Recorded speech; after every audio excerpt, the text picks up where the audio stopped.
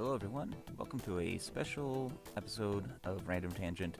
This is going to be sort of a preview of what we're going to be doing for our third part of our series on the 16-bit era.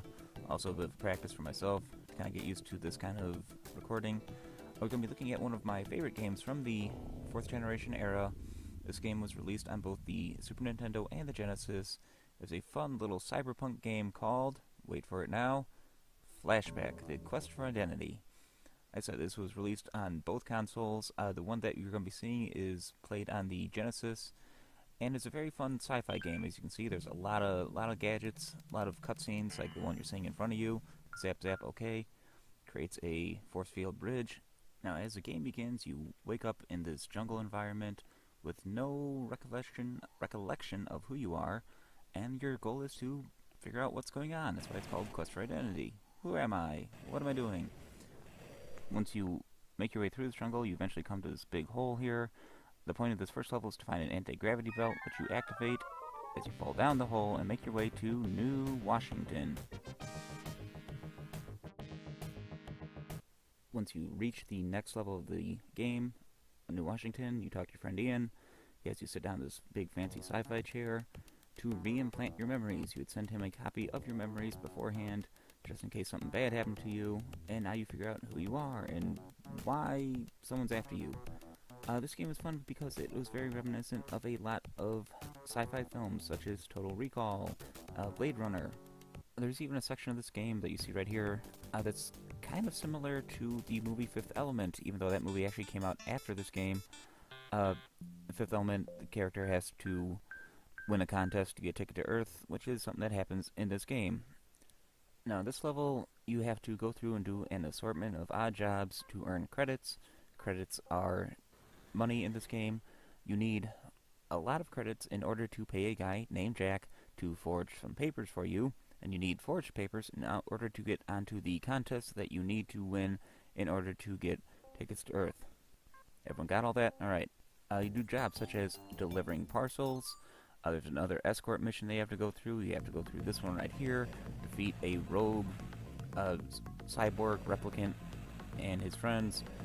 There's several other ones, including one where you have to disarm or fix a reactor that's about to blow up and take the whole town with it. That's never good.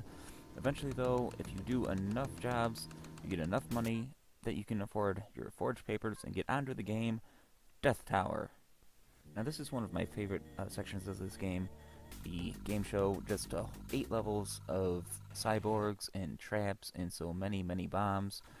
And the fact that it is called Death Tower, as you see there, indicates which console I'm playing this on. On the Sega Genesis, it was called Death Tower. On the Super Nintendo, it was called Cyber Tower, because like a lot of other things, Nintendo had some weird censorship in this game. They didn't want the word death, so it became Cyber Tower. Besides that, not too much difference between the consoles. Graphics just about the same. Nintendo might have had a bit of an edge sound-wise, but it's not that noticeable. So you beat Cyber Tower, or Death Tower, and you get your tickets to Earth. And to be honest, the Earth level of this game, not all that spectacular. You see here in fight with a police officer, and in the background, everyone's just standing still. No one cares. So I'm assuming this takes place in Chicago. Move over one screen, call a taxi, and as I said earlier, even though the movie came out after the game, this kind of reminds me of Fifth Element. Just the character in that was a taxi driver, and this kind of looks similar. I'd like to take a moment to acknowledge the fact that I sound a little bit different than normal. That is because I'm not using our normal mic. That one stays at Random Tangent Studios. I'm recording with just the headset that I use when playing games on Xbox Live. And since I don't have a pop filter, I had to do something to recreate one and just wrapped a sock around the mouthpiece. And I'm really regretting not picking a clean sock. But anyway, you get to the end of the Earth level, get chased by this disaster ray, you have to jump over a couple bombs or not, shoot this little spinny globe thing until it blows up, boom, run, duck, crawl, roll, whatever, and land on a grate where you interrupt a meeting. The grate falls away and find out, oh, there's aliens, and now you're captured by them. As you start this level of the game, you're in a prison cell being guarded by a cyborg. You have to quickly get past him, go over one screen, drop down. If you see that blinky thing on the ground, that is your gun. Poor prison security on their part, but good for you. Shoot the cyborg, move on, and now you get access to some of the coolest technology in this game, which is the telecontrol and the teleceiver.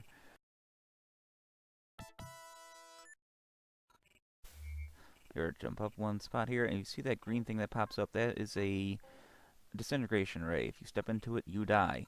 How do you get past it? By throwing your teleceiver, press the telecontrol, and boom. Eventually, this level, you get to fight the aliens.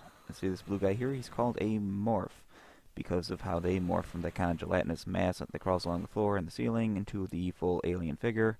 After that, jump down from here, walk under this blue thing, zap, zoom, get shot across the galaxy, and find yourself on the alien homeworld. At this point, you found out that the aliens are planning on blowing up the Earth for, reasons, and you need to stop them. I'm actually going to end the video here.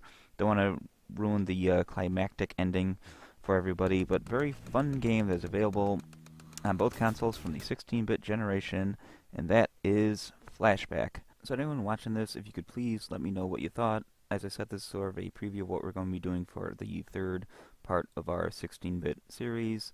If you haven't done so already, please like, subscribe, share, and thank you for watching. See everyone next time from Random Tangent. I'm Neil. Good night.